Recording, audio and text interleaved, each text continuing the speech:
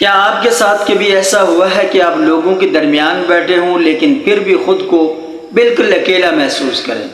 کیا کبھی ایسا ہوا کہ رات بھر آپ کو نیند نہ آئے، بار بار کروٹیں بدلیں اور دل پر ایک ایسا بوجھ محسوس ہو جس کی وجہ بھی آپ کو سمجھ میں نہ آئے؟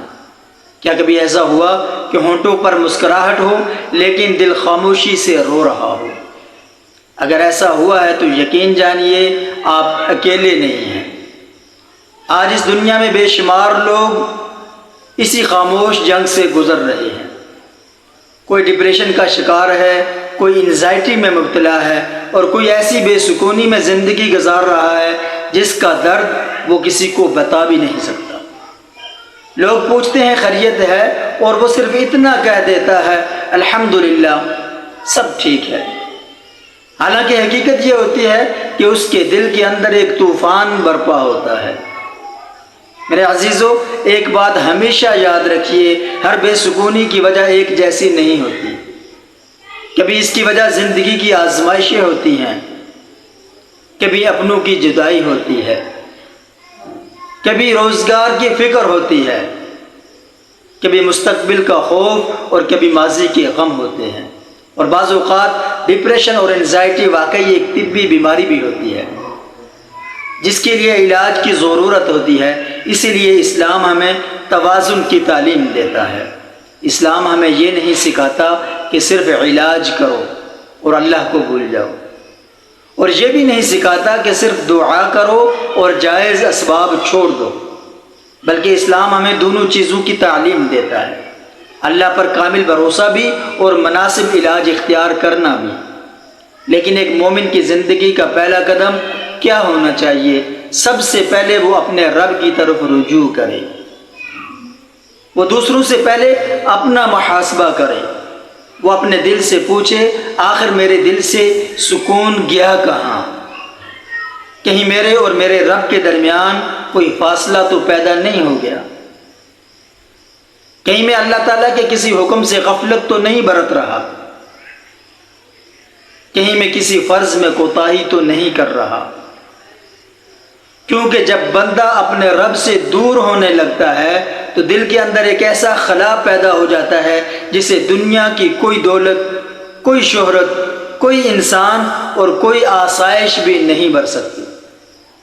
اس لیے اللہ تعالیٰ فرماتے ہیں الا بذکر اللہ تطمئن القلوب، سن لو دلوں کو حقیقی سکون صرف اللہ کے ذکر سے ملتا ہے۔ ذرا غور کیجئے، اللہ تعالیٰ نے یہ نہیں فرمایا کہ میرے بندوں کی زندگی میں کبھی مشکلات نہیں آئیں گی۔ مشکلات تو آئیں گی، آزمائشیں بھی آئیں گی، آنسو بھی آئیں گے، لیکن جس دل کا تعلق اللہ سے مضبوط ہو وہ ٹوٹتا نہیں، وہ ہر آزمائش کے بعد پہلے سے زیادہ مضبوط ہو جاتا ہے۔ اب ذرا اپنے دل سے ایک سوال ضرور کیجئے، اگر میرے دل میں سکون نہیں تو کیا میں نے کبھی اپنی عبادتوں کا جائزہ لیا؟ کیا میں واقعی 5 وقت کی نماز وقت پر ادا کرتا ہوں؟ اور اگر نماز پڑھتا بھی ہوں تو کیا میرا دل بھی نماز میں حاضر ہوتا ہے، یا صرف میرا جسم نماز پڑھ لیتا ہے اور میرا ذہن دنیا کی پریشانیوں میں بھٹک رہا ہوتا ہے؟ میرے عزیز بھائیوں، ہو سکتا ہے ہمارے دل کی بے سکونی کا آغاز وہیں سے ہوا ہو جہاں ہماری نماز کمزور ہوئی تھی، کیونکہ نماز صرف فرض ادا کرنے کا نام نہیں، نماز اپنے رب کے سامنے کھڑے ہونے کا نام ہے۔ نماز اپنے آنسوں، اپنے غم، اپنی بے بسی، اپنی ہر پریشانی اللہ کے سپرد کر دینے کا نام ہے۔ اور جب بندہ سچے دل کے ساتھ اپنے رب کے سامنے جھکتا ہے تو بہت مرتبہ وہ سکون ملنا شروع ہو جاتا ہے جسے انسان دنیا بھر میں تلاش کرتا ہے، لیکن صرف نماز پڑھ لینا ہی کافی نہیں۔ ذرا اپنے دل سے ایک سوال اور کیجئے، کیا میری نماز واقعی مجھے برائیوں سے روک رہی ہے؟ کیا نماز کے بعد میرا دل اللہ کی قربت محسوس کرتا ہے، یا جیسے ہی سلام پھیرا میں دوبارہ اسی غفلت میں واپس چلا گیا جس میں پہلے تھا؟ اگر ایسا ہے تو مایوس ہونے کی ضرورت نہیں، بلکہ اپنے رب کی طرف ایک قدم اور بڑھانے کی ضرورت ہے۔ اور وہ قدم ہے استغفار۔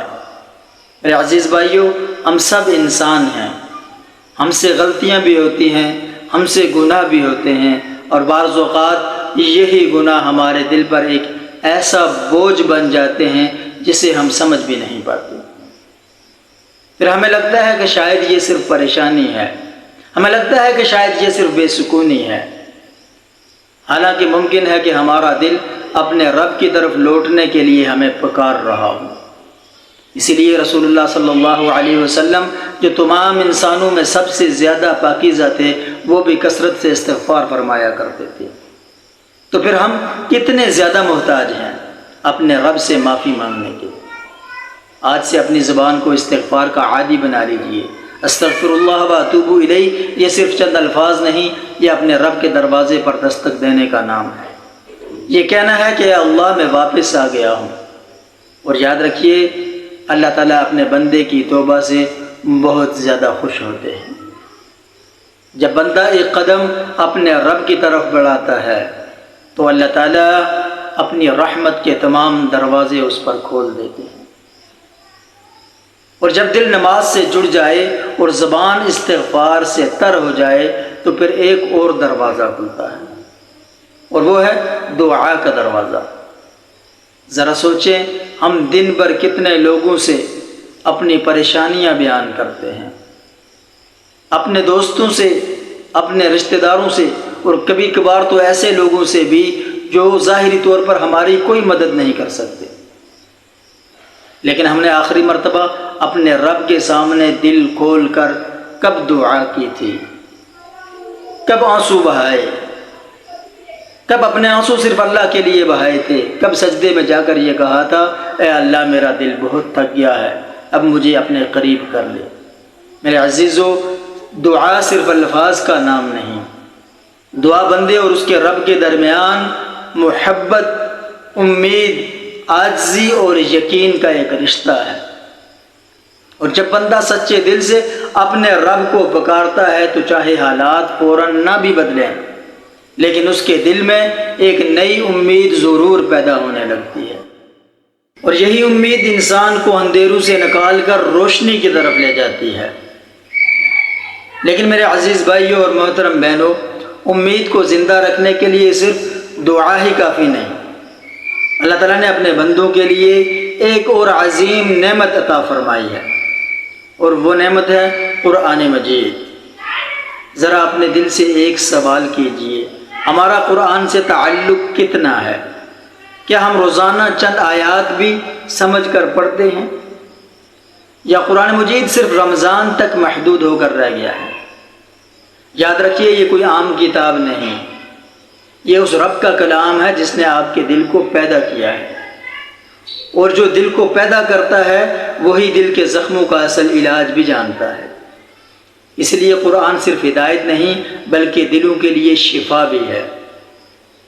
جب انسان اللہ کا کلام پڑھتا ہے، اس کے معنی پر غور کرتا ہے اور اسے اپنی زندگی میں اتارنے کی کوشش کرتا ہے تو آہستہ آہستہ دل کا بوجھ ہلکا ہونے لگتا ہے، مایوسی کی جگہ امید جنم لینے لگتی ہے، اور بے چینی کی جگہ اللہ پر بھروسہ مضبوط ہونے لگتا ہے۔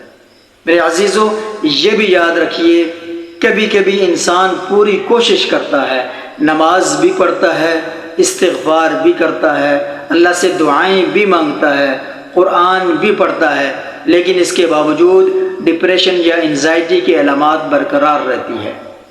ایسی صورت میں خود کو قصوروار سمجھنے کی ضرورت نہیں، اور نہ ہی یہ سمجھنا چاہیے کہ میرا ایمان کمزور ہے۔ بعض اوقات یہ ایک طبی بیماری ہوتی ہے، جس طرح بخار، شوگر یا بلڈ پریشر کا علاج کروایا جاتا ہے، اسی طرح شدید ڈپریشن اور انزائٹی کا بھی علاج موجود ہے۔ اسلام ہمیں علاج سے ہرگز نہیں روکتا، بلکہ علاج اختیار کرنے کی ترغیب دیتا ہے۔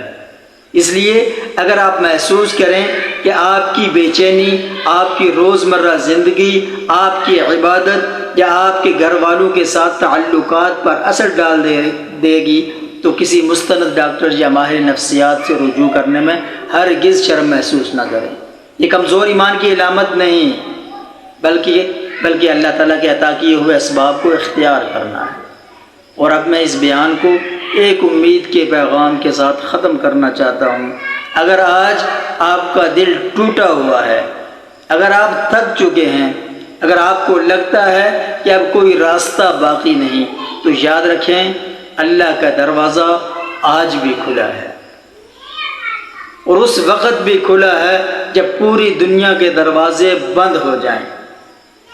اس لیے اپنے رب کی طرف لوٹ آئیے، نماز سے تعلق مضبوط کیجئے، استغفار کو اپنا معمول بنا لیجئے، دعا میں اپنے آنسو بہائیے، قرآن کو اپنا ساتھی بنا لیجئے، اور اگر ضرورت ہو تو علاج بھی اختیار کیجئے۔ انشاءاللہ اللہ تعالیٰ آپ کے دل کو ایسا سکون عطا فرمائے گا جو دنیا کی کوئی دولت، کوئی انسان اور کوئی طاقت نہیں دے سکتی۔